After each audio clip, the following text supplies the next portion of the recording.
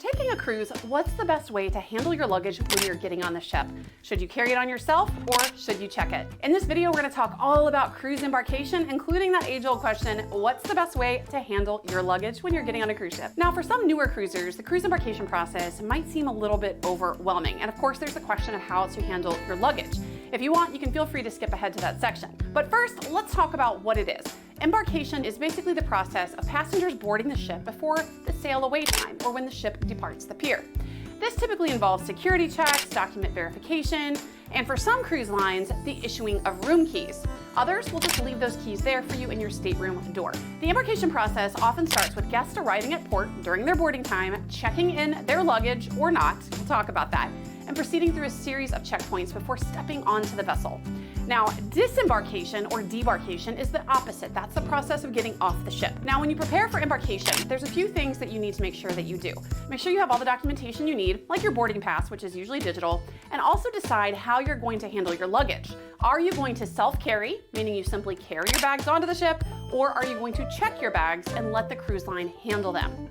First, let's talk about some basics of cruise ship embarkation, and then I'll discuss the pros and cons of both luggage options. First, let's tackle a commonly asked question, which is how long does cruise embarkation take?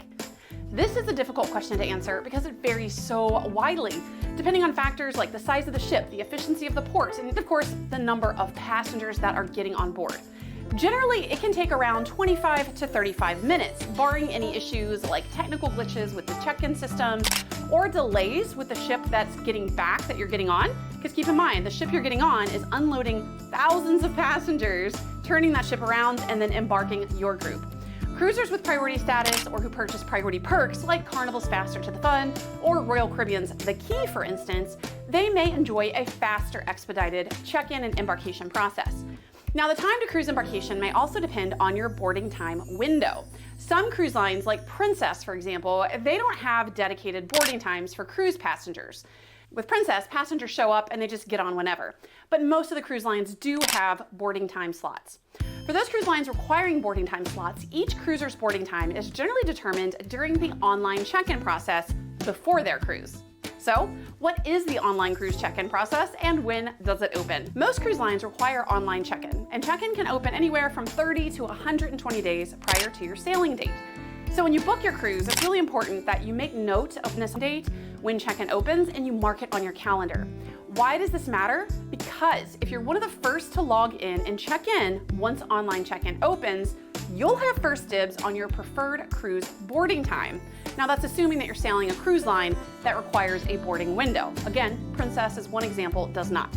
As those preferred boarding slots fill up, only those less desirable ones are left available, and those who delay in completing their online check-in process get stuck with what's left. The cruise check-in process online typically involves passengers logging on to the cruise line's website, logging into your account, and providing necessary personal information. This usually includes things like your travel documentation, all of your preferences. It may include things like your preferred dining time, and it also often includes selecting a preferred boarding time. After completing the online check-in, passengers receive their boarding passes and instructions for embarkation day, which will expedite the process at the port. Oh, and pro tip, some cruisers delay that online check-in process because they just don't feel like going and fetching their driver's license or passport and mess with putting that all in online. But you don't always have to complete everything in one sitting. My advice is to put that online check-in day in your calendar the minute it opens, go in online, make your preferences, specifically your preferred boarding time. You can save your check-in progress, snag that preferred spot, and then come back later to do the more annoying stuff. Now let's talk about cruise embarkation and boarding times. When is the best time to board a cruise ship? Well, there is no best time, as everyone's circumstances are going to vary. If you fly into your cruise same day, for example, not advisable, that's another topic in another video, but you have an early flight that gets you to the port city at 9 a.m., you'll likely want to board the ship in the morning. If you're driving to the port and don't plan to get there until 1 p.m., for example, you'll want to select an afternoon time, like 1 to 1:30 or 1:30 to 2. If you fly in the day before your cruise, which is what most people do if they're flying and is more advisable, and you're coming from a port city hotel, you may have more flexibility as to when you want to board the ship. Further, your individual preferences are going to come into play. If this is your first cruise or you don't have the chance to cruise or vacation frequently, you probably want to maximize your time on the cruise ship and may desire to board the ship as soon as you can. If that describes you and you can make it to the port early, then go ahead, snag one of those earlier time slots. Now, the earlier boarding times usually don't start until about 10 to 10:30 a.m., depending on the cruise line. Why? Because remember, there's an entire ship of cruisers that have to disembark the ship, and then the cruise staff has to clean and turn around the whole ship really fast to welcome your new group of embarking cruisers getting on just hours later. It's remarkable how they do it so fast. Now, generally speaking, most cruisers clamor for those early time spots, so those go quickly once online check-in opens. However, if you're like me and cruise often, you may prioritize convenience over time on the ship. I know that those earlier time slots, those are in hot demand and high competition. And that morning and early afternoon are the busiest times at the cruise terminal. I also know that most cruise line staterooms aren't open until 1:30 p.m. So if I get on a ship early, I'm gonna either have to check my bags or lug them around with me for potentially hours while I wait for my room to open. And more on that in a moment. So for me personally, my sweet spot that I aim for is around 2 to 2:30 p.m. as my boarding time. So why is that my preferred spot? Because then I can avoid most of the crowds at the terminal. Generally, I walk right onto the ship after going through security, go straight to my stateroom carrying my own bags, unpack, and get settled right away. For me, that's a huge convenience and a huge benefit. Yes, I'm sacrificing some time on the ship, but I like the convenience of it. Now, boarding at a later time, however, it does have a downside. Because it's after a time that most folks eat lunch, you'll either need to eat before boarding versus enjoying that free meal on the ship, or you'll delay lunch and eat once you're on board. Now, unfortunately, this time period is when the buffet and lunch spots, they're usually really crowded. So you're probably gonna have lines and you're probably going to have to wait if you want to eat on the ship at that time. Now, while there's no general best time to board a cruise ship, there may be a best time for you and your wants and needs. So consider these things and weigh your options and determine the best time slot for you. Then be sure to select that boarding time frame just as soon as your cruise line's online check-in opens to ensure that you can snag that preferred boarding time. So, can I board the ship if I arrive before my boarding time? Well, the answer is maybe. If you arrive to the cruise terminal prior to your designated boarding window, you may be allowed to board early, but it's not advisable to intentionally arrive early. Now, caveat, some cruise lines like Princess don't have boarding times, but most do. Why is it important not to come early on purpose? Well, first, cruise lines have designated boarding times for a reason. It's intended to make the boarding process smooth and efficient for all cruisers, not just you. When you arrive outside of your boarding time, it can kind of muck up the process, affecting everyone. Because if everyone rolled in whenever they wanted to, it would defeat the purpose of scheduled boarding. Now, second, while you may get lucky and be permitted to board early, this is not a guarantee. If you're not allowed to board before your designated boarding time, you'll be stuck waiting in the cruise ship terminal, and that's not the most fun place to kill time. I've been there, I've had a flight that got me in, and I had no choice but to wait. It's a pretty miserable waiting spot, so don't do it on purpose. Now, some people want to know if it's a problem to arrive after your boarding time. Now, assuming you don't miss the final boarding time, and that's really important because that ship, it will not wait for you. If you don't make that final boarding time, which is usually around 3:30, it's not gonna wait for you. But if you arrive after your designated boarding time, it's generally not a problem. Stuff happens. Flights get delayed, traffic happens for cruisers driving in, and cruise lines don't aim to penalize cruisers if they arrive late and miss their boarding time. Now, some cruise lines have a special line for cruisers who do miss their boarding window, either arriving too late or coming too early. So you may have to wait a little bit longer in line than you would if you had arrived during your designated boarding time, but that's generally the only penalty of missing your time. Now, the big question, how to handle luggage during cruise embarkation. Before you depart for the cruise port, you'll want to decide how to handle your luggage upon embarkation. Why? Because if you check your bags, you'll need to print out and attach those luggage tags before getting there. Some cruise lines may be able to print tags for you at the terminal, but this is no guarantee. And remember, these are specific cruise line luggage tags, not your basic luggage tags. They're specific to the sailing. So you need to prepare in advance. While cruise lines sometimes provide guidance on luggage in terms of maximum bags or weight of each bag per cruiser, this isn't like a flight, and these rules, they're rarely enforced. Personally, I've never once seen a cruiser have a bag get weighed or a cruiser questioned or even asked how many bags they have. So this isn't something that I would worry about. Now, pro tip, while some cruisers just print out their cruise provided luggage tags, fold them up, staple and tape them to their bags, I find this very risky because it's paper and staples or paper and tape. And what happens is that gets ripped off, your bags could potentially get lost or delayed getting to you in the stateroom. I highly recommend investing in these cheap and reusable cruise-specific luggage tags. The ones that I have, and I'll drop a link down below in the description, they fit tags for all cruise lines, and they're really durable. They're plastic, again, reusable, and they have these little metal ties that keep them securely on your luggage, so they won't get ripped off and your bags won't get delayed, or even worse, lost. Now let's talk about carrying your bags onto the cruise ship. The benefits of self-carry are that it gives you the most flexibility, as you aren't beholden to the cruise line to pick up and deliver your luggage. If you board the ship around or after 1:30 p.m., that's usually when staterooms open. So you have the luxury of walking onto the ship, going straight to your stateroom with your bags in hand, and settling in and unpacking.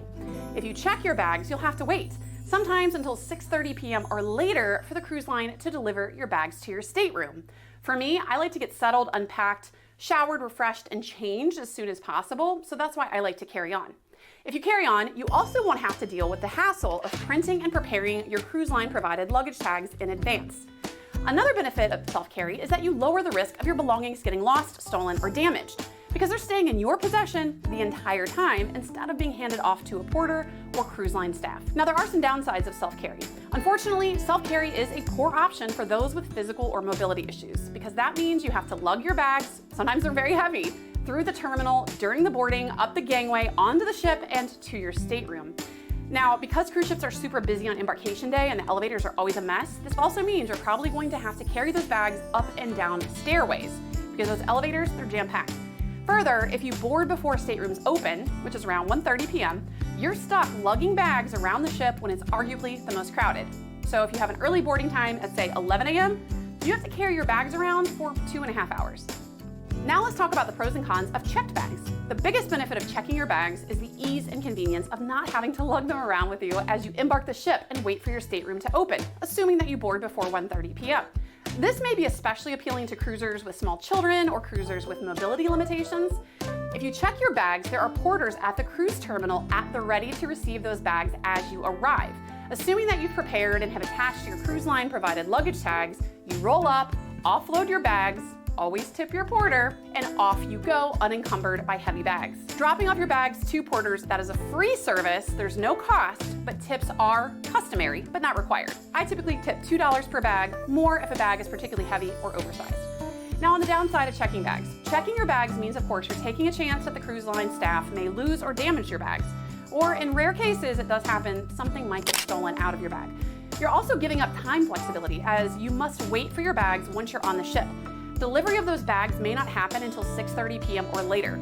Now, while checking bags is a free service, there is that small cost associated with it if you choose to tip the porters who receive your bags.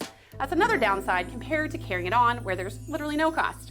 You also have to take the time to prepare in advance with your cruise line provided luggage tags, making sure those are attached to each bag, which is just a little bit of extra work. It's very important that if you choose to check your bags rather than self-carry, that you diligently ensure that your important documents are not left in those checked bags.